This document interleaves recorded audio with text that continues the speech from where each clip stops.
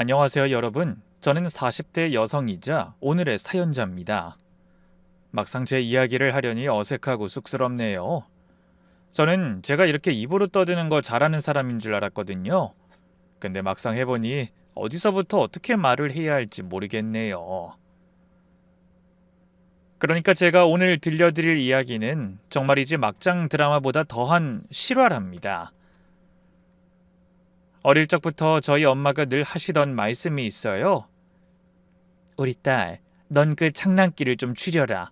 남자들이 처음엔 그게 귀엽다고 좋아해도 나중엔 다 질린다.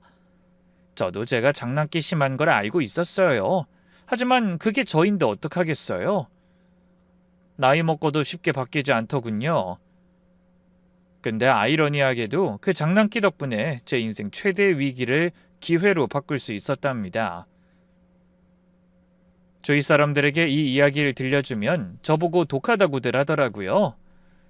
근데 전 사실 당한 만큼 돌려준 것뿐이거든요. 아니, 사실 당한 것보단 덜 돌려줬죠.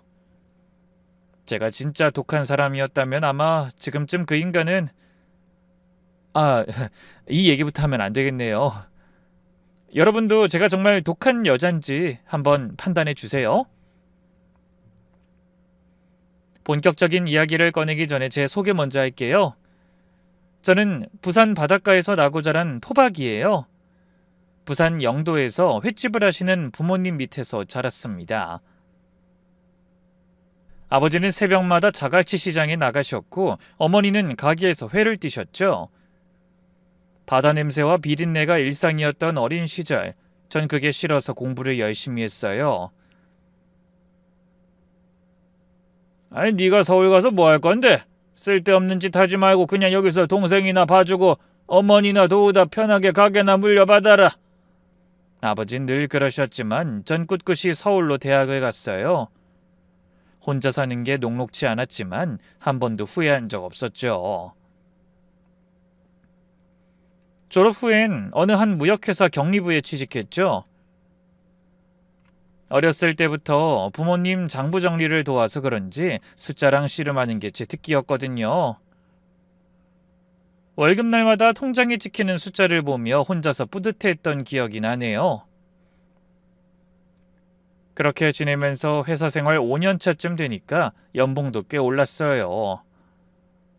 악착같이 모으면서 고시원과 반지하 월세방을 전전하다가 나중엔 작은 오피스텔을 전세로 얻을 수 있었죠. 뿌듯한 마음에 부모님께 자랑스럽게 전화했더니 어머니가 그러시더라고요. 아이, 그래도 시집은 가야지. 30 넘으면 노처녀 된다. 아이, 잔소리는. 엄마, 요즘이 어떤 시댄데. 난 혼자 잘 살 거니까 걱정하지 마. 그땐 정말 그렇게 생각했어요. 그 당시에 저는 퇴근 후 치맥 한잔하면서 드라마 보는 게 낙이었고 주말엔 친구들이랑 근교로 드라이브 가는 게 삶의 낙이자 전부였거든요. 그때 제 나이는 31살. 딱 그 나이까진 정말 만족스러운 싱글 라이프였답니다. 운명이란 게 참 신기해요. 하필 그날, 하필 그 자리에서 그 인간을 만났으니까요. 운명의 그날은 회사 거래처 미팅 날이었어요. 상대 회사 사람이자 대표 아들이라며 한 남자가 들어왔죠. 걸어 들어오는 모습은 그냥 순둥이 그 자체였어요. 안경 쓰고 피부 뽀얗고 왠지 집안의 막내로 자랐을 것 같은 그런 인상이었죠. 그런 사람이 수줍게 웃으며 명함을 건네는데 안녕하세요. 김준호입니다. 제가 나이가 좀 어려서 형님이라고 불러도 될까요? 아니, 누님이시구나. 첫 만남에 나이를 밝히고 호칭도 틀리는 그 어설프고 서툰 모습에 다들 웃었고 저도 피식 웃었죠. 나중에 들어보니 저보다 2살 어리더라고요. 게다가 첫 미팅 때부터 제게 푹 빠졌더군요. 이유는 모르겠어요. 전 딱 봤을 때 그렇게 예쁘거나 호감상은 아닌 것 같거든요. 평범 그 자체인데 그 사람은 자기 이상형이라고 하더라고요. 사람 취향이라는 게 참 다양하고 가지각색이죠. 그 후로 그 사람은 제게 정말 집요했어요. 퇴근 시간 되면 회사 앞에서 기다리고 있고 비 오는 날엔 우산 들고 서 있었고 한 번은 제가 야근한다니까 밤 11시까지 기다렸다가 김밥이랑 커피 들고 나타났죠. 미정씨, 야근하느라 배고프실 것 같아서요. 이거라도 드세요. 아니요, 준호씨. 이러지 마요. 부담스러워. 부담스러우시면 한 번만 제대로 된 저녁 같이 먹어주세요. 그럼 안 기다릴게요. 결국 그 끈질김에 져서 한 번 저녁을 먹었는데 그게 시작이었죠. 매주 토요일마다 데이트 신청하고 맛집 예약해놓고 영화표 끊어놓고 자그마치 1년을 제게 그렇게 매달렸어요. 어느 날은 제 생일에 부산 우리 집까지 찾아와서 부모님께 인사드리더라고요. 어머님, 아버님, 제가 평생 미정씨만 바라보고 살게 해주세요. 부디 허락해주세요. 우리 아버지가 그때 뭐라고 했는지 아세요? 그걸 왜 우리한테 허락을 받노? 준호씨, 우리 딸이 좀 까칠하고 까탈스러운데 감당되겠나? 근데 그 까칠하고 까탈스러운 게 매력이에요. 그 말에 다들 웃었고 마음이 녹았던 것 같아요. 순수한 사람은 분명 좋은 사람일 거란 믿음 때문이었죠. 그렇게 결국 우리는 결혼했습니다. 그게 제 인생 최악의 선택이 될 줄은 꿈에도 몰랐지만요. 결혼 초반은 정말 행복했어요. 남편은 부지런하게도 아침마다 토스트 구워주고 커피 내려주고 제가 침대에서 일어나기도 전에 아침상을 차려놓고 미정씨 밥 먹어 하면서 깨우더라고요. 특히 제 장난기 많은 성격을 너무나 사랑스럽게 받아줬어요. 한 번은 제가 그의 구두 안에 젤리를 숨겨놨는데 출근하려다 발견하고는 어떻게 했는지 아세요? 미정아, 이거 내 간식으로 넣어준 거야? 고마워, 완전 서프라이즈다. 그러면서 정말로 그 젤리를 아무렇지 않게 먹더라고요. 제가 가끔씩 양말짝을 일부러 다르게 넣어놔도 치약에 소금 넣어놔도 절대 화내지 않았어요. 우리 와이프 또 장난치네. 이렇게 재밌는 사람이랑 사니까 매일이 즐겁잖아. 저도 남편이 늘 재밌게 받아주니까 너무 즐겁더라고요. 심심할 겨를이 없는 날들이었죠. 시댁 식구들도 절 정말 예뻐해 주셨어요. 시어머니는 늘 준호가 결혼하고 많이 밝아졌다 라며 고마워하셨고 시아버지도 우리 며느리가 분위기 메이커야. 우리 준호가 결혼 참 잘했지 하시며 좋아하셨죠. 이후에 남편 사업도 잘 풀렸어요. 남편 회사가 대기업이랑 큰 계약을 따내면서 매출이 2배로 뛰었고 우리는 판교에 새 아파트도 장만하게 됐어요. 부산에서 홀로 올라와 고시원에서 아등바등 살던 제가 이런 호사를 누리게 되다니 인생사 참 알다가도 모를 일이죠. 그 커다란 아파트 거실에서 남편이랑 와인 마시며 야경 보던 그때가 인생 최고의 순간이었던 것 같아요. 미정아, 우리 이제 슬슬 아이 낳으면 어떨까? 그럴까? 하긴 뭐 이젠 가질 때도 됐지. 난 딸이 좋은데 어떻게 되려나? 나도 누나 닮은 딸이면 얼마나 예쁠까? 그렇게 우리는 아이를 가졌고 정말 바라던 대로 예쁜 딸이 태어났어요. 그 당시 남편은 딸바보가 되어서 퇴근할 때마다 장난감이며 옷이며 잔뜩 사왔죠. 미정아, 오늘은 내가 우리 공주님 기저귀 갈아줄게. 당신은 쉬어. 정말 이제 완벽한 남편이었어요. 세심하고 다정하고 가정적이고 적어도 그땐 그랬죠. 평화롭던 저의 삶에 문제가 생기기 시작했어요. 딸아이를 낳고 나서부터 제 몸이 급격히 나빠지기 시작한 겁니다. 처음엔 단순한 산후 우울증인 줄 알았는데 만성 위염에 편두통 그리고 갑상선 기능 저하증까지 겹쳤죠. 몸이 너무나 안 좋아져서 한 달에 한두 번은 꼭 응급실에 실려가야 했어요. 픽하면 쓰러질 정도였죠. 또 아파? 병원 좀 제대로 다녀봐. 맨날 이렇게 아프면 어떡해. 처음엔 걱정하고 간호해주던 남편도 점점 짜증을 내기 시작했죠. 예전엔 제가 조금만 기침해도 여보 괜찮아? 곧바로 병원 가자 하던 사람이었는데 말이에요.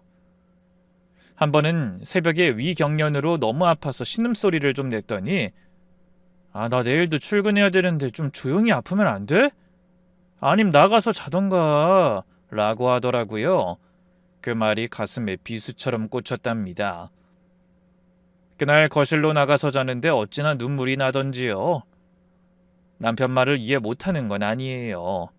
제가 자주 아프니까 남편의 일상에 지장이 갔을 수도 있죠. 하지만 그 변해버린 태도와 눈빛이 상처가 되더라고요. 다른 것도 아니고 아이를 낳았다가 아프게 된 건데 말이에요. 그때 마침 제 소식을 들은 친정엄마가 부산에서 올라오셔서 한 달 정도 같이 지내주셨는데 엄마는 남편의 변화를 단번에 눈치채셨어요. 준호 요새 왜 저래? 예전엔 안 그랬잖아. 일이 바쁜가 봐, 엄마. 일이 바쁘다고 아픈 마누라한테 저러면 되나? 에휴, 전이랑 너무 달라졌어. 널 대하는 태도가 완전히 다른 사람 같다고. 나도 알아. 근데 뭐 어쩌겠어. 저 사람도 나름의 사정과 고민이 있겠지. 저까지 남편 욕을 할 순 없어서 그렇게 둘러댔죠. 그러던 어느 날 저녁, 남편이 늦는다고 해서 엄마랑 둘이 저녁 먹는데 엄마가 조용히 말씀하시더라고요. 미정아, 너 비상금은 모으고 있지? 비상금? 나도 일하고 준호도 돈 잘 벌어다 주는데 무슨... 아니야. 여자는 아플 때를 대비해야 돼. 그리고 남자란 게 언제 변할지 모르는 거야. 네 아빠도 젊을 땐 나한테 잘했다. 아빠가 언젠 엄마한테 안 좋았어? 그건 네가 모르는 게 많은 거야. 네 아빠가 사업 실패했을 때 나한테 얼마나 차갑게 굴었는지 몰라. 그때 내가 모아둔 돈 없었으면 나도 집 나가고 우리 집 풍비박산 났을 거야. 암튼 월급에서 조금씩이라도 빼서 준호 몰래 따로 모아둬라. 나중에 병원비 들 수도 있고 뭐 혹시 모르는 일 아이가. 엄마의 그 의미심장한 표정이 아직도 기억나요. 그날부터 월급의 30%씩 따로 빼기 시작했죠. 남편 모르게 부업으로 번역 일도 시작했고요. 집에서 할 수 있는 일이라 아픈 몸으로도 할 만했어요. 다행히 제가 영어 실력이 좋아서 의학 논문 번역이나 계약서 번역 같은 걸 했는데 건당 페이가 꽤 괜찮았답니다. 물론 처음엔 죄책감이 들었어요. 남편 몰래 돈을 모으는 게 배신 같았거든요. 하지만 병원비 명목으로 남편한테 돈 달라고 할 때마다 보이는 그 짜증 섞인 표정을 보면서 확신이 들었죠. 이 돈이 언젠간 꼭 필요할 거라고. 그렇게 5년 동안 차곡차곡 모으니까 어느새 5천만 원이 되더라고요. 비상금 통장은 친정엄마 이름으로 만들어놨고 저만 아는 비밀번호로 관리했어요. 정말 엄마 말씀대로 통장 잔고를 볼 때마다 묘한 안도감이 들었어요. 이게 정말로 병원비로 쓰일지 아니면 다른 용도로 쓰일지는 몰랐지만요. 딸아이가 초등학교에 들어갈 무렵부터 남편이 골프에 빠지기 시작했어요. 처음엔 한 달에 한두 번이던 게 매주가 되고 나중엔 주말마다 새벽같이 나가서 저녁 늦게 들어오기 일쑤였죠. 여보, 이번 주말엔 애랑 동물원 가기로 했잖아. 미안. 이번엔 대표님이랑 라운딩이라 못 빼. 다음 주에 가자. 그땐 꼭 갈게. 다음 주도 골프 간다며. 깜빡했네. 그건 또 사업상 중요한 자리인데. 다른 날 시간 내볼게. 당신이 이해 좀 해줘. 딸아이는 아빠랑 동물원 가는 걸 한 달째 기다리고 있었는데 매번 약속이 미뤄지니까 더는 기대도 안 하더라고요. 엄마, 아빠 맨날 골프만 좋아해. 라고 하는데 참 가슴이 아팠어요. 그런 일이 반복되니까 딸아이도 어느새 아빠를 찾지 않게 됐고요. 옛날엔 참 사이좋은 부녀였는데 이젠 남편이 인사해도 딸아이가 인사받지 않고 방으로 쌩 하고 들어가 버리더라고요. 남편은 그 모습을 정말 서운해했는데 뭐 다 자업자득이죠. 단란한 가족에서 멀어진 모습을 보며 저도 마음이 괴롭긴 했지만 그게 현실이니 받아들일 수밖에 없었죠. 그러던 또 어느 날은 제가 또 위염으로 고생하던 때였어요. 택시를 불러 병원을 가려 했는데 혼자 남은 딸이 걱정되더라고요. 그래서 남편한테 아이 좀 부탁한다고 했더니 또 아파? 당신은 정말 맨날 아프네. 혹시 꾀병 아니야? 그냥 쓰린 정도인데 부풀려서 말하는 거 아니냐고. 뭐? 꾀병? 내가 왜 꾀병을 부려? 아니 이유는 나도 모르지. 그냥 너무 자주 아프니까 이상하잖아. 병원비도 많이 나가고 이번 달만 벌써 50만 원 넘게 썼잖아. 내가 아프고 싶어서 아픈 줄 알아? 그리고 그 돈이 아까워? 다른 것도 아니고 치료받는 거야. 아이 낳고 8년 넘게 고질병 생겨서 고생하고 있는데 그게 아까워서 나한테 꾀병이냐고 해? 그게 남편이 할 소리니? 아니 아깝다는 게 아니라 됐어. 뭔 말만 하면 10마디를 한다니까. 혼자 가든지 말든지 해. 애는 내가 볼 테니까. 그 말에 정말 상처받았어요. 아픈 게 제 잘못도 아닌데. 그날 처음으로 남편이 진심으로 야속하고 밉더라고요. 속상한 마음에 울면서 친구한테 전화했더니 남자들은 다 그래. 결혼하고 시간 지나면 변해. 라고 위로해 주더군요. 그게 당연한 건가 싶다가도 이해가 되질 않았어요. 변할 순 있어도 배우자한테 그러면 안 되는 거잖아요. 그러다 며칠 후 남편 골프백 정리하다가 이상한 걸 발견했어요. 여자 립스틱 자국이 선명하게 찍힌 손수건이었죠. 분명 제 립스틱 색은 아니었어요. 전 그런 진한 핑크색 안 쓰거든요. 게다가 수건에서 은은한 향수 냄새도 났는데 젊은 여자들이 좋아하는 그런 달콤한 향이었어요. 여보, 이게 뭐야? 어? 그거? 그 캐디가 실수로 넣은 것 같은데 공 닦아주다가 떨어진 걸 주워 넣었나 봐. 캐디가 왜 손님 골프백에 자기 물건을 넣어? 말이 되는 소리를 해봐. 아니 정말이야. 내가 왜 거짓말을 해? 이 향수 냄새랑 립스틱 자국이 정말 캐디 거라고? 그걸 당신 가방에 넣은 거라고? 모르겠다고 나도. 진짜 왜 자꾸 의심해? 내가 모르는 걸 어떻게 해명하라는 거야? 그 설명이 말이 되나요? 그냥 대놓고 모르겠다고 시침밑대는데 믿을 수가 있어야죠. 그때부터 의심의 싹이 트기 시작한 거예요. 자세히 보니까 남편 행동 하나하나가 다 수상해 보이기 시작했어요. 어느 날은 차 내비게이션 기록을 확인해 봤더니 강남의 한 오피스텔 주소가 자주 나오더라고요. 회사 거래처 목록을 확인해 봤는데 그쪽엔 하나도 없었어요. 게다가 항상 토요일 골프 끝나고 그 주소로 가더라고요. 시간도 딱 마침 같은 시간으로요. 남편한테 모르는 척 슬쩍 떠보니 같이 골프하는 친구가 강남에 살아서 카풀처럼 데려다 준다고 하더군요. 또 어느 날은 남편 골프복 주머니에서 쪽지를 발견했죠. 예쁜 글씨로 최고 하트, 오늘도 홀인원이라고 적혀 있었어요. 뒷면엔 알 수 없는 숫자들이 적혀 있었고요. 제가 또 모르는 척, 아무렇지 않은 척하며 증거를 들이대며 이야기했더니 갑자기 노발대발하는 겁니다.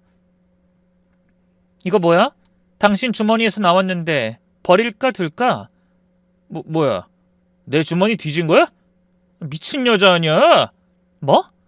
세탁하려고 뒤진 건데 왜 그렇게 화를 내? 이 쪽지가 뭔데? 이 숫자는 또 뭐고? 당신이 알 필요 없어. 남의 물건 함부로 뒤지지 말라고. 지금 그게 중요해? 뭐냐고 묻잖아. 그냥 캐디가 장난으로 준 거야. 팁 많이 줬다고 고맙다고.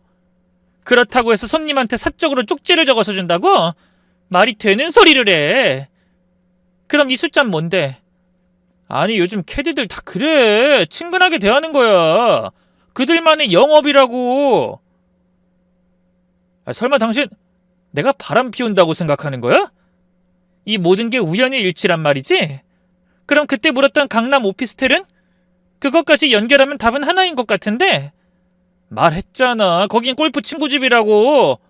가끔 들러서 사업 얘기하려고 머물다 온 거야.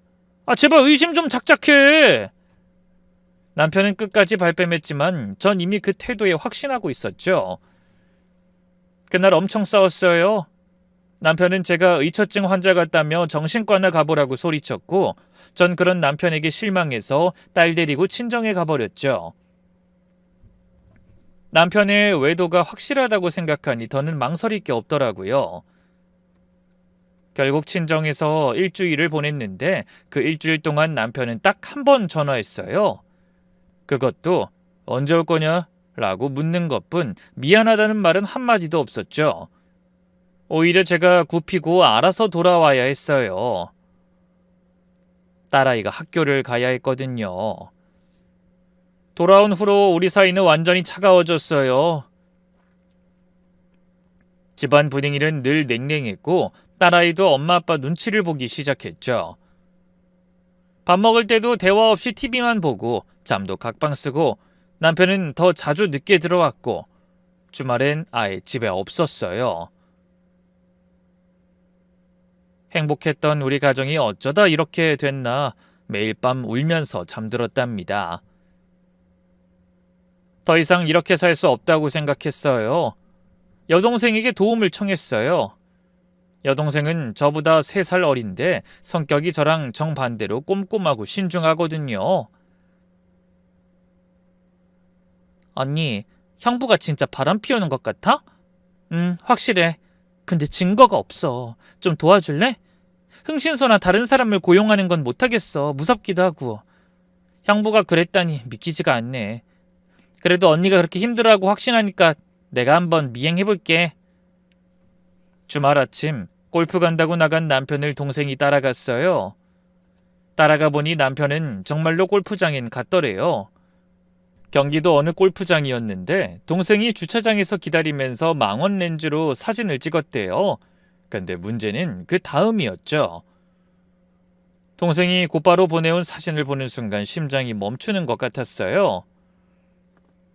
젊은 여자 캐디와 남편이 너무나 친밀하게 붙어있는 모습이었거든요. 라운딩 중에 계속 속닥속닥 대화하고 남편이 그 여자 허리에 손을 올리고 심지어 뒤에서 껴안고 스윙 자세를 가르쳐주는 척 하는 모습까지. 사진 속 그 여자를 보니 긴 생머리에 마른 몸매여서 딱 남편이 좋아할 만한 스타일이더라고요. 저도 예전엔 그랬거든요. 언니 이거 봐. 이건 절대 일반적인 캐디와 손님 사이가 아니야. 바람이 분명해. 인간이 어떻게 이러지? 동생이 보내온 동영상에선 남편과 그 여자가 어느 정도 거리를 둔 채 걸어가는 장면이 어렴풋이 찍혀 있었어요. 그리고 골프 끝나고는 따로 남편 차를 타고 함께 어디론간 가더래요. 언니, 지금 형부가 그 여자랑 모텔 들어갔어. 사진은 못 찍었는데 내가 다 봤어. 동생이 보낸 문자를 보고 손이 떨렸어요. 동생 말로는 경기도 한 모텔 주차장에 남편 차가 있는 걸 봤고 두 사람이 팔짱 끼고 들어가는 뒷모습까지 봤다는 거예요. 그 뒤에 동생이 골프하러 간 척하면서 골프장 직원한테 물어봐 그 캐디 여자의 정보를 캐내왔어요. 알고 보니 그 여잔 겨우 25이래요. 남편보다 거의 20살 가까이 어린 아이였어요. 그 골프장에서 제일 인기 많은 캐디라면서 팁도 제일 많이 받는다고 하더군요. 언니, 우선 티내지 말아봐. 이대로 그냥 이혼해주기엔 너무 억울하잖아. 그날 밤 남편은 11시가 넘어서 들어왔어요. 거래처 접대하느라 늦었어. 피곤해 죽겠네. 거래처? 토요일에 어느 거래처? 박 사장님 쪽이거든. 급하게 연락 와서 다녀온 거야. 신경 쓰지 마. 그랬구나. 얼른 쉬어 그럼. 뻔뻔한 거짓말. 다 거짓말이었어요. 여태까지 이런 식으로 절 속여왔던 거죠. 전 아무것도 모르고 순진하게 속았던 거고요. 그 순간 정말로 증거 사진을 들이대면서 다 까발리고 싶었지만 참았죠. 아직 때가 아니었으니까요. 동생 말처럼 전 더 완벽한 복수를 준비하고 싶었어요. 완벽한 이혼을 결심했지만 다른 문제도 있었어요. 남편이 증거를 너무 안 남기는 거예요. 통화 기록도 바로바로 지우고 카드 결제도 현금으로 하고 골프장에서 둘이 함께 있는 사진을 여동생이 찍어서 보내주긴 했었지만 그게 외도라고 단정짓기엔 부족하다고 생각했어요. 모텔 들어간 것도 동생이 보기만 한 거라 불륜을 입증하기엔 부족했죠. 저에게 유리하게 이혼을 하려면 조금 더 확실한 무언가 필요했어요. 도움을 받기 위해 변호사 상담을 받아보니 역시나 확실한 증거 없인 제가 오히려 불리할 수 있다더라고요. 어쨌든 외도는 확실하다는 거네요. 하지만 고객님 남편분이 경제력도 있고 표면적으로 가정에 충실한 것처럼 보여요. 골프장 사진이나 모텔 목격담으론 그냥 친한 동료라고 하거나 우연히 같은 시간에 있던 것이라고 변명할 수 있고요. 이혼을 하기 위해선 더 확실한 증거가 필요합니다. 변호사 말이 맞았어요.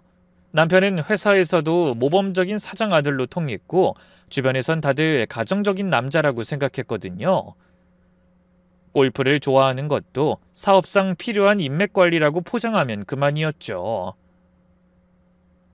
남편으로 인한 스트레스 때문인지 만성 담낭염이 급격히 악화됐어요. 참다 복부 통증이 너무 심해서 응급실에 실려갔는데 의사 선생님이 더 이상 미루면 위험하다며 수술을 권했죠. 담낭이 거의 기능을 못하고 있어요.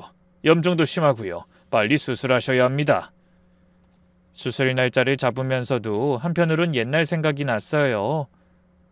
신혼 시절 제가 맹장염으로 수술했을 때 남편이 회사도 빠지고 일주일 내내 병원에서 간호해줬었거든요.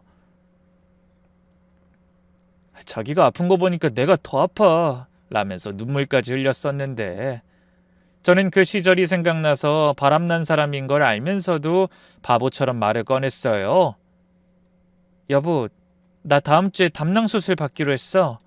또 수술? 담낭 수술은 뭐야? 뭐 얼마나 드는데? 보험 되니까 걱정하지 마. 그 이야기를 하려던 게 아니라 혹시 수술날 같이 가줄 수 있어? 혼자 가기 무서워서 그래. 하필 그날 나 지방 출장인데 중요한 계약건이라 못 빼. 수술 날짜를 좀 바꾸면 안 돼? 아내가 수술한다는데 출장이 더 중요해? 그 일정을 바꿀 순 없어? 아니 그게 아니라 출장은 일인데 어떻게 바꿔. 맨날 아프다고 징징대더니 이제 수술까지 해? 보험이 된다 해도 돈이 얼마나 깨지는 줄 알아? 그리고 또 간병인 비용이 뭐야 한도 끝도 없잖아. 그 순간 폭발할 뻔했는데 간신히 참고 답을 했어요. 당신이 그 어린 캐디랑 놀아나는 동안 난 아파 죽겠는데 그게 인간이 할 소리야? 그 내연녀 얘기를 다 꺼내버릴까 했지만 속으로 꾹 삼켰죠.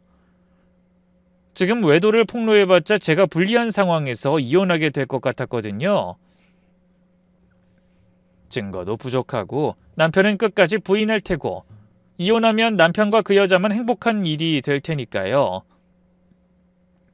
됐어. 이런 인간인 거 알면서 말 꺼낸 내가 멍청이지. 혼자 갈게. 대신 나한테 무슨 일 생겨도 후회하지 마. 무슨 일이 생기긴 뭐가 생겨. 간단한 수술이라며. 누가 알아? 수술하다 죽을 수도 있지. 뉴스 보면 맨날 의료사고 나오잖아. 제가 당시 장난으로 한 말인지 비아냥된 건진 기억 안 나요. 하지만 그때 제 말로 인해 남편 표정이 묘하게 변하는 걸 봤죠.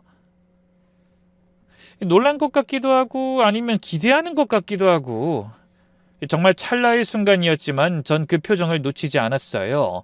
마치 그래 차라리 그게 낫겠네 라는 표정이었달까요? 한때는 정말 사랑했던 사람인데 어떻게 이런 밑바닥 모습까지 볼 수 있는 건지. 내가 죽으면 좋겠구나. 그래야 그 젊은 여자랑 떳떳하게 새 출발할 수 있으니까. 그 순간 머릿속에 불현듯 한 재밌는 생각이 지나갔어요. 이 수술을 기회로 삼아야겠다고. 남편의 진짜 속내를 확인하고 증거를 잡고 대대로 망신시킬 완벽한 복수를 해야겠다고 결심했죠. 저는 수술 날짜와 가까워졌을 즈음 집 곳곳에 초소형 녹음기와 카메라를 설치했어요. 침실, 옷장 위, 거실 TV 뒤, 주방 냉장고 위까지 인터넷으로 산 최신 기기들이라 화질도 좋고 소리도 선명하게 녹음됐죠. 곧장 핸드폰으로 연결해 소리를 확인할 수 있었고요. 그리고는 여동생에게만 제 계획을 살짝 알려줬어요. 수술하고 나서 재밌는 일이 생길 거야. 그때까지만 기다려줘. 그리고 내가 부탁하는 대로만 해줘. 언니 대체 무슨 계획인데 그래? 또 이상한 장난치는 거지? 복수극을 할 건데 자세한 건 일단 지켜봐. 그 인간 진짜 정체를 확인할 거야. 큰일을 앞둔 것 같아 떨리면서도 한편으론 통쾌했어요. 이제 곧 그 인간의 진짜 얼굴을 보게 될 테니까요. 그동안 모아둔 5천만 원도 드디어 요긴하게 쓸 때가 온 것 같았죠. 수술 당일 아침, 병원 대기실이 참 썰렁했어요. 남편은 마지못해 따라오긴 했는데 표정이 영 귀찮다는 듯 했죠. 수술 대기실에서 기다리는 동안 계속 휴대폰만 들여다보더라고요. 1시간 넘게 앉아있는 동안 제 얼굴은 쳐다보지도 않고 누가 봐도 어디 놀러 가고 싶어서 안달난 사람 같았어요. 여보, 나 무서워. 전신 마취 처음이라 혹시 못 깨어나면 어떡해? 제가 떨리는 목소리로 말했는데 남편은 고개도 안 들고 대답했어요. 별거 아니야. 요즘 의술 좋잖아. 담낭 수술 정도야 간단하게 끝나. 걱정하지 마. 그 무심한 말투에 가슴이 철렁했어요. 한때는 제가 손톱만 다쳐도 난리였던 사람이 이렇게 변하다니. 수술실로 들어가는 스트레처에 누워있는데 남편이 갑자기 일어나더니 말했어요. 나 회사에 급한 일 있어서 먼저 가볼게. 수술 잘 받아. 끝나면 연락해. 그래.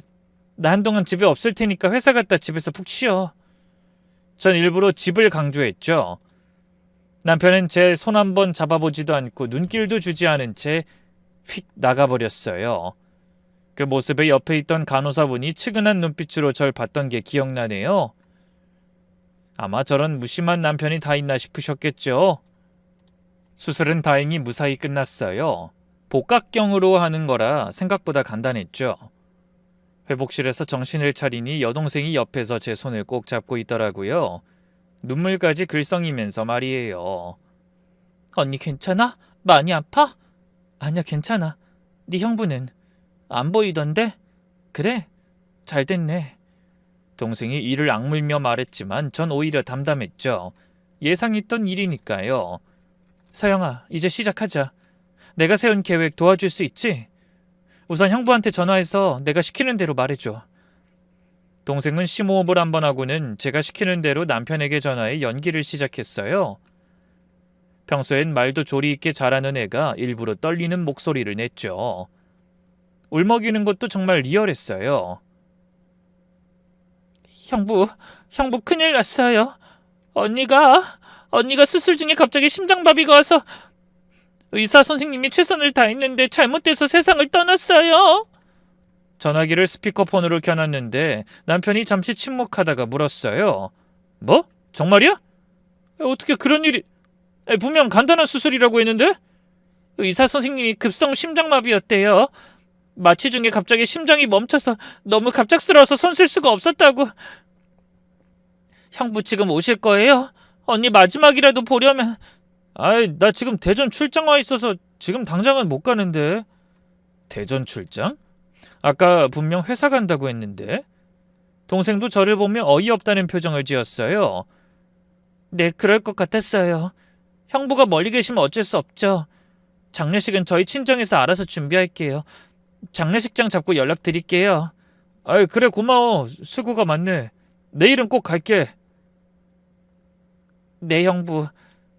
근데 슬프지 않으세요? 언니가 죽었는데 덤덤해 보이시네요. 당연히 슬프지. 너무 충격이라 아직 실감이 안 나. 일단 끊을게. 전화를 끊고 동생이 한숨을 푹 쉬었어요. 언니, 형부 진짜 너무한다. 아무리 사이가 안 좋았다고 해도 이렇게 무심할 수가 있어? 심지어 슬픈 척도 제대로 못하네. 괜찮아. 이제부터가 진짜야. 집에 설치한 녹음기 켜놨지? 응, 다 준비됐어. 근데 언니, 정말 이렇게까지 해야 해? 서영아, 난 깨끗하게 끝내고 싶어. 그래서 그래. 그 인간 본색을 완전히 까발리지 않으면 평생 후회할 것 같아. 그리고 잘 생각해봐. 생각만 해도 너무 재밌지 않아? 제가 그동안 몰래 모아둔 그 비상금이 드디어 쓰일 때가 왔어요. 먼저 관체험장이라는 곳을 찾아갔죠. 요즘은 웨일 다잉이 유행이라 죽음을 미리 체험해보는 프로그램들이 많더라고요. 거기서 제가 관에 누워있는 모습을 정말 리얼하게 찍었어요. 그리고는 메이크업 아티스트로 일하는 대학 동창한테 특별히 부탁했죠. 야, 나 좀 죽은 사람처럼 만들어줘. 진짜 리얼하게. 무슨 일이야? 설마 보험 사기 치르는 건 아니지? 아니야. 개인적인 이유가 있어. 제발 부탁이야. 친구는 2시간에 걸쳐 정말 완벽한 분장을 해줬어요. 창백한 얼굴, 핏기 없는 입술, 움푹 들어간 눈두덩. 거울을 보니 저도 소름이 돋더라고요. 정말 죽은 사람 같았어요.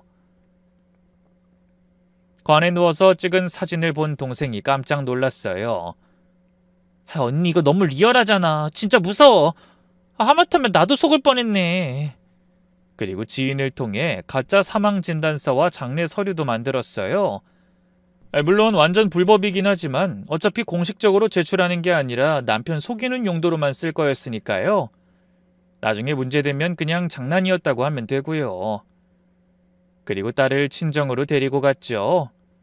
동생이 남편에게 사진과 서류를 카톡으로 보내면서 또 연기를 했어요. 형부, 언니 보내는 모습이에요. 이렇게라도 보내드려야 할 것 같아서. 장례식장은 서울 외곽 쪽으로 잡았어요. 도심은 너무 비싸서. 저희가 다 알아서 준비하고 있으니 걱정 마세요. 그래. 벌써 이렇게나 많이 준비된 거야? 알았어, 수고가 많네. 내일 오전엔 꼭 갈게. 네. 근데 형부, 혹시 언니 유품 정리는 어떻게 할까요? 그건 일단 그대로 둬. 내가 집에 가서 정리할게. 네. 참, 그 조카는 저희가 데리고 있을게요. 그래 줄래? 고마워. 내가 정신이 없을 것 같아서. 그렇게 남편을 완전히 안심시킨 후 저는 침대에 누워서 집에 설치해둔 녹음기와 카메라를 원격으로 확인하기 시작했어요. 핸드폰에 연결해서 실시간으로 볼 수 있었거든요. 그런데 정말 기가 막힌 일이 벌어지더라고요. 남편이 집에 있는 거예요. 대전 출장이라더니 완전 거짓말이었던 거죠. 거실 소파에 앉아서 맥주를 마시며 TV를 보고 있었어요. 표정도 너무 편안해 보였고요. 그러다 저녁 7시쯤 초인종이 울렸어요. 화면에 나타난 사람은 바로 그 골프장 캐디였죠.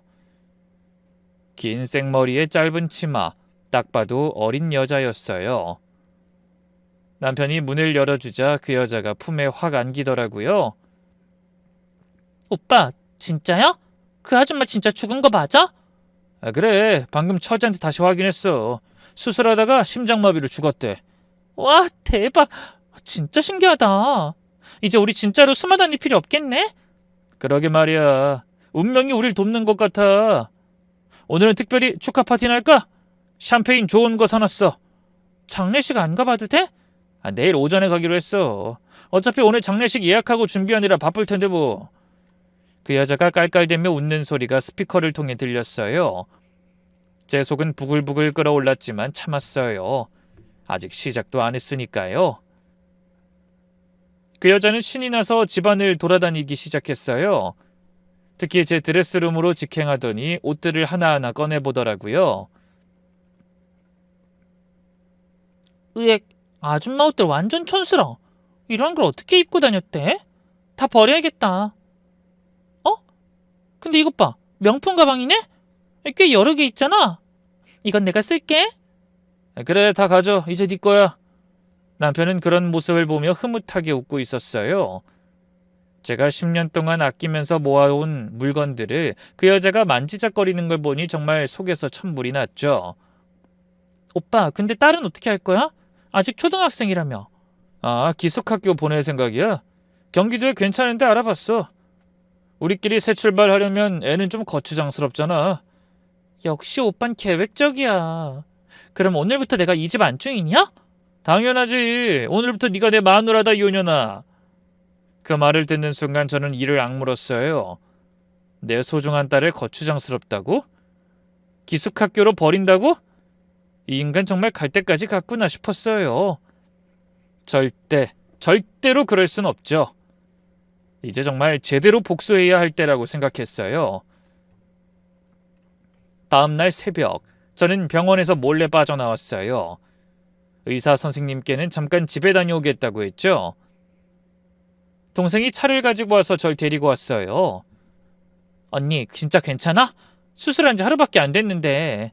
괜찮아. 복강경이라 회복 빠르대. 그보다 연락 다 했어?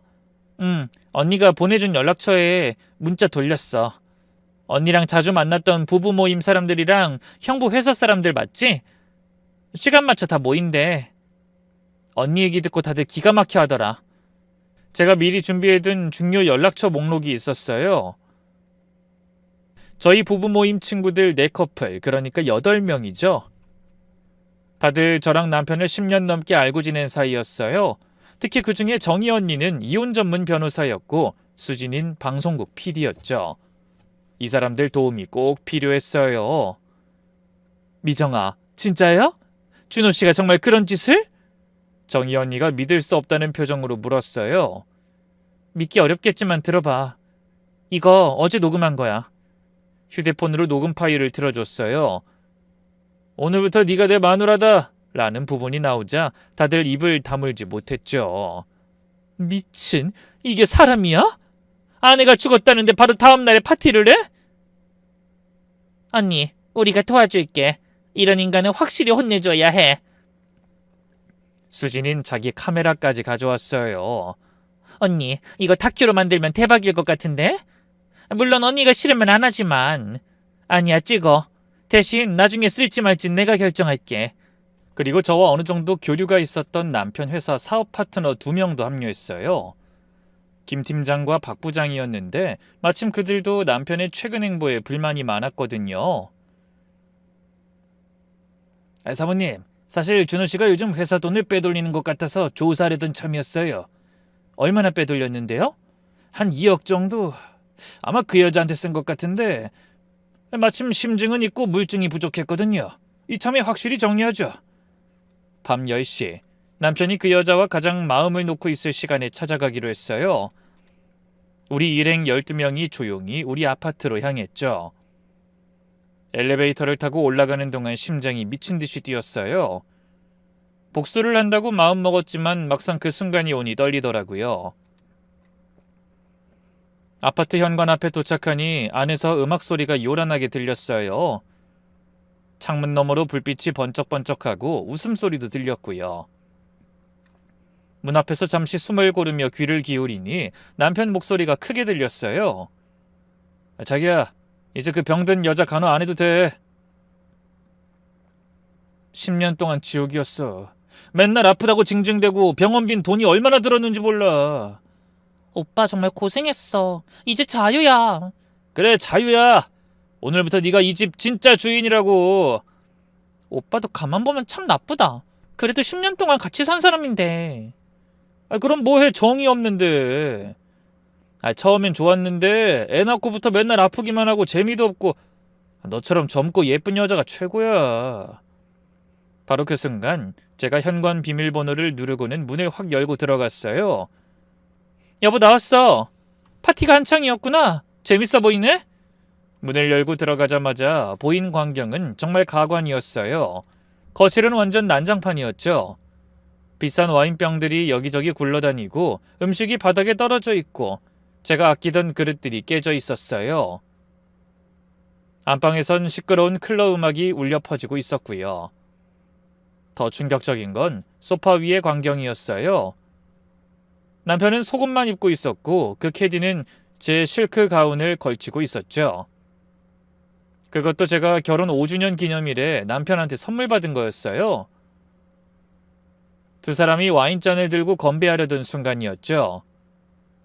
우리가 들어온 걸 알아차린 남편이 고개를 돌렸어요. 그 순간 그의 얼굴에 나타난 표정은 평생 잊을 수가 없을 거예요. 공포, 충격, 믿을 수 없다는 표정이 한꺼번에 나타났죠. 와인잔을 든 손이 덜덜 떨리더니 그대로 떨어뜨렸어요. 여보, 어떻게... 분명 죽었는데... 관사진도 봤는데... 그 캐디는 더 심했어요. 비명을 지르며 소파 뒤로 숨으려고 했죠. 야! 귀신이야, 귀신! 죽은 사람이 살아왔어! 저는 천천히, 아주 천천히 걸어가며 말했어요. 귀신 맞아. 너희 같은 쓰레기들한테 복수하러 온 귀신이지. 그때 뒤에서 부부 모임 친구들이 박수를 치며 들어왔어요. 와, 준호 씨 정말 대단하네요. 부인 장례식도 안 치렀는데 벌써 재혼 파티세요? 어머, 이거 완전 막장 드라마네. 이야, 실제로 이런 인간이 있다니? 다들 휴대폰을 꺼내 촬영을 시작했어요. 수진이는 아예 방송국 카메라로 찍기 시작했고요. 여러분, 지금 보시는 장면이 실화입니다. 아내가 죽었다는 소식을 듣고 24시간도 안 돼서 불륜녀와 파티를 여는 남편의 모습입니다. 남편은 황급히 바지를 찾아 입으려 했지만 바지가 어딨는지도 모르고 우왕좌왕했어요. 그 추태가 고스란히 녹화되고 있었죠. 사업 파트너들도 고개를 절레절레 흔들었어요. 준호씨, 인간이 어떻게 이럴 수가 있습니까? 그래도 10년을 같이 산 부인인데 이런 인간이랑 같이 일을 했다니 소름 돋네요. 우리 회사 이미지 다 망했네. 그 캐디는 이제 울기 시작했어요. 가운끈을 꼭 잡고 부들부들 떨면서요. 저는 정말 몰랐어요. 오빠가 이혼했다고 했어요. 미망인이라고 했단 말이에요. 미망인? 내가 죽은 지 하루도 안 됐는데 벌써 미망인이야? 그리고 설사 미망인이어도 애 딸린 남자랑 이렇게 놀아난다고? 캐디가 도망치려고 하자 동생이 문 앞을 막아서며 말했어요. 어디 가려고? 이제 시작인데. 언니한테 무릎 꿇고 사과부터 해야지. 저는 곧바로 핸드폰을 꺼냈어요. 그리고 거실 TV에 연결한 후 그동안 녹음하고 촬영한 영상들을 하나씩 틀었죠. 자, 여러분. 사랑하는 남편 준호 씨의 진짜 모습을 마지막으로 보여드릴게요. 제가 튼 건 어제 저녁 녹음된 음성 파일이었어요. 그 병든 여자 드디어 죽었어. 10년 동안 지옥이었다니까. 딸은 기숙학교 보내고 우리끼리 살자. 보험금이랑 재산 정리하면 5억은 나올 거야. 그럼 우리 캐나다로 이민 가자. 같이 온 사람들이 혀를 차며 고개를 저었어요. 준호 씨, 우리가 10년을 알고 지내는데 사람이 어떻게 이래요? 딸이 불쌍해서 어떻게... 저런 아빠 밑에서 자랐다니. 정희 언니가 서류 뭉치를 꺼냈어요. 미정아, 이건 이혼 서류야. 그리고 이건 위자료 청구서. 불륜 증거가 명백하니까 최대한으로 받을 수 있을 거야. 김 사장도 곧바로 준비한 서류를 꺼냈죠. 그리고 이건 횡령 관련 고발장입니다. 이미 검찰에 접수했어요. 준호 씨가 회사 공금 2억을 빼돌린 증거도 다 확보했고요. 아무리 사장 아들이라고 해도 공금 횡령은 중죄인 거 아시죠? 남편의 얼굴이 하얗게 질렸어요. 횡령? 그건 오해야. 난 그냥 잠시 빌린 것뿐이야. 빌린 거? 이 여자한테 차 사주고 명품 사주고 오피스텔 월세 내주는 게 빌린 거예요? 그제야 그 캐디가 뭔가 눈치를 챘는지 소리쳤죠. 뭐야? 오빠가 준 선물이 다 훔친 돈이었어? 아이, 난 몰라. 난 정말 몰랐어. 그러면서 가운을 벗어던지고 자기 옷을 찾기 시작했어요. 근데 옷이 여기저기 흩어져 있어서 찾지를 못하고 우왕좌왕하더라고요. 남편은 결국 바닥에 무릎을 꿇었어요. 눈물까지 흘리면서 빌기 시작했죠. 여보, 제발 한 번만 용서해줘. 내가 미쳤었어. 정신 나갔었어. 미쳤다고? 몇 년 동안 미쳐 있었어? 그것도 계획적으로? 그게 아니라 난 정말 당신을 사랑했어. 지금도 사랑해. 사랑? 방금 전까지 10년 동안 지옥이었다고 했잖아. 남편은 할 말을 잃고 고개만 숙였어요. 그 옆에서 캐디는 겨우 자기 옷을 찾아 입고 있었죠. 정희 언니가 이혼 서류를 남편 앞에 던졌어요. 지금 당장 서명해요. 안 하면 이 모든 영상 언론에 공개할 거예요. 준호 씨 회사 거래처, 친구들, 친척들 다 보내줄 수도 있어요. 남편은 떨리는 손으로 서류를 들었어요. 한참을 망설이다가 결국 서명했죠. 도장을 찍을 때 손이 얼마나 떨리던지 도장이 삐뚤어졌어요. 이제 짐 싸서 나가. 내일 오후 3시까지. 이 집은 내 명이니까. 여보, 아니 그래도 며칠은 시간을 줘. 갈 곳이 없어. 갈 곳이 없다고? 이 여자 집에 가면 되잖아. 아까 내 마누라라고 했으니까. 그 캐디는 이미 현관문을 열고 나가려고 했어요. 하지만 동생이 막아섰죠. 어디가? 언니한테 사과는? 죄송해요. 정말 몰랐어요. 다신 연락 안 할게요. 그리고는 맨발로 뛰어나갔어요. 신발도 못 신고 그냥 도망간 거죠. 친구들이 하나둘 나가면서 남편을 쳐다보지도 않았어요. 준우 씨는 이제 우리 모임에서도 제명이에요. 연락하지 마세요. 이 인간이 어떻게 그럴 수 있는지 정말 실망이에요.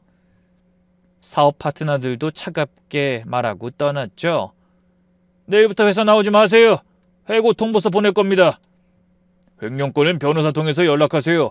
형사고발은 취하 안 합니다. 결국 거실에는 저와 남편, 동생만 남았어요. 남편은 바닥에 주저앉아 울고 있었죠. 이게 다 계획이었어? 처음부터 날 함정에 빠뜨린 거야? 함정? 뭐 내가 너한테 바람 피우라고 했어? 내가 죽었다고 파티하라고 했어? 네가 스스로 한 짓이잖아. 일주일 후 이혼 절차를 마무리하러 가정법원에 갔어요. 근데 법정에 들어가기 전 남편이 갑자기 딴소리를 하는 거예요.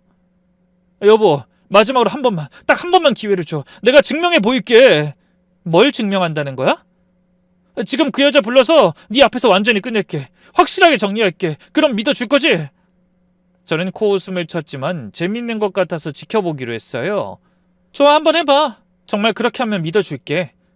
남편은 떨리는 손으로 휴대폰을 꺼내 그 캐디에게 전화를 걸었어요. 저는 폰을 빼앗아 스피커폰으로 바꿔뒀죠. 여보세요? 오빠? 야, 너 때문에 내 인생 다 망했어. 이제 연락하지 마. 끝이야. 목소리가 너무 어색했어요. 마치 대본을 읽는 것처럼요. 근데 그 여자가 바로 받아쳤어요. 뭐?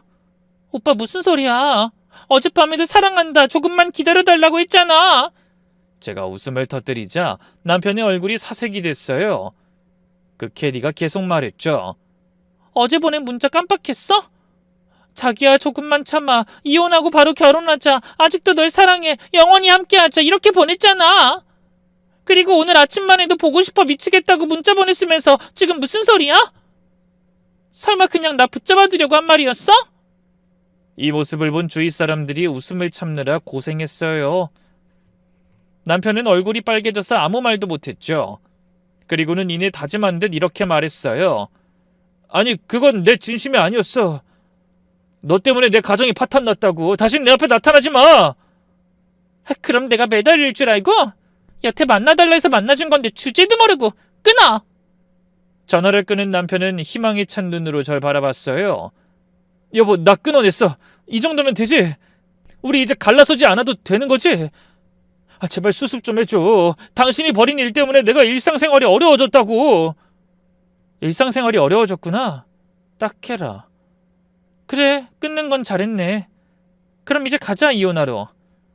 저는 딱 이 한마디만 남기고 곧장 법원으로 들어갔죠. 남편은 자기에게 또 거짓말한 거냐며 화를 내며 따라오더라고요. 그리고 법정에 들어가니 사랑꾼 컨셉이 먹힐 거라고 생각했는지 정신을 못 차린 남편은 이렇게 이야기했어요. 판사님, 전 아직도 아내를 사랑합니다. 잠시 실수했을 뿐이에요. 다시 기회를 주신다면... 판사님이 서류를 보시더니 기가 막혀 하셨어요. 피고인이 원고 사망 소식을 듣고 불륜상대와 축하 파티를 했다는 게 사실입니까? 그건 오해입니다. 충격을 받아서 정신이 없었어요. 술을 먹어야 정신을 차릴 것 같아서 그냥 아는 동료와 함께 충격받아서 자유다라고 외쳤다고요? 증거가 다 있습니다. 변명할 생각 마세요. 판사님도 영상을 보셨는지 정확하게 알고 계시더라고요. 남편은 아무 말도 못하고 우물쭈물했죠. 더 들을 필요도 없겠네요. 이혼 허가합니다. 위자료는 원고 청구액 전액 인정. 양육권과 친권 모두 원고에게 부여합니다. 재산분할은 유책 배우자인 피고의 책임을 고려하여 8대2로 원고에게 유리하게 판결합니다. 남편은 망연자실한 표정으로 법정을 나갔어요. 저의 복수가 완벽하게 성공한 거죠. 이혼 후 저는 남편에게 받은 재산으로 곧장 부산으로 내려갔어요. 저는 남편과 있던 곳에 정이 없었거든요. 그래서 부모님 집 근처에서 작은 카페를 열었어요.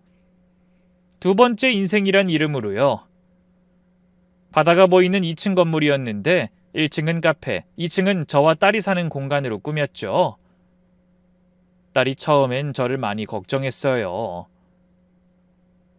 엄마, 나 때문에 부산으로 온 거야?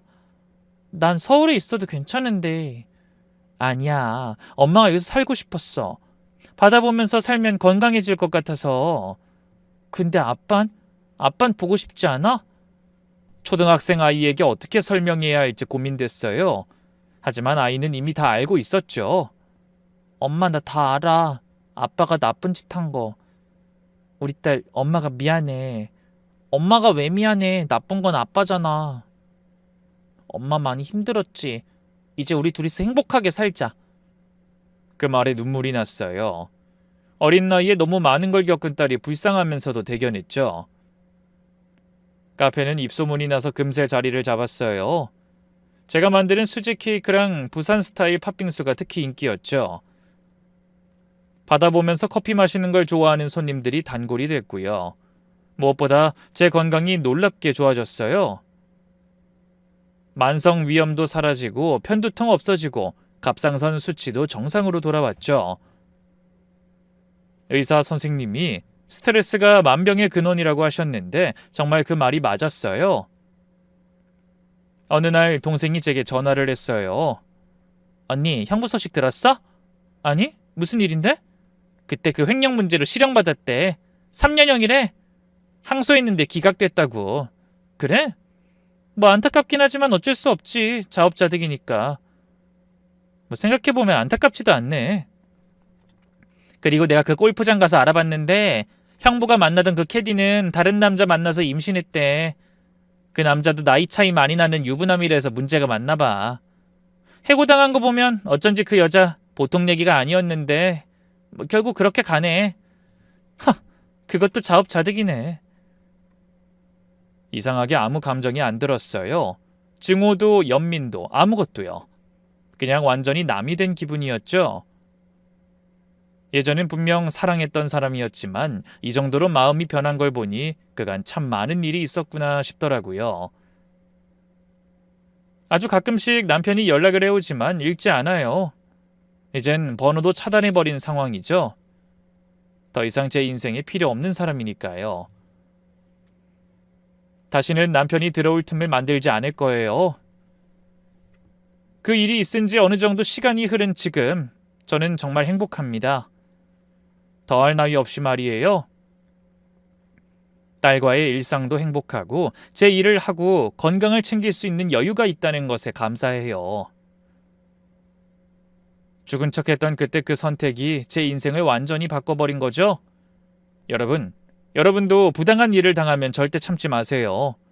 당신의 인생은 당신이 주인공입니다. 그 누구도 살펴주지 않으니 스스로 길을 찾아가셔야 해요. 여러분의 삶도 저처럼 긍정적으로 변화하길 바랍니다. 지금까지 글을 읽어주셔서 감사합니다.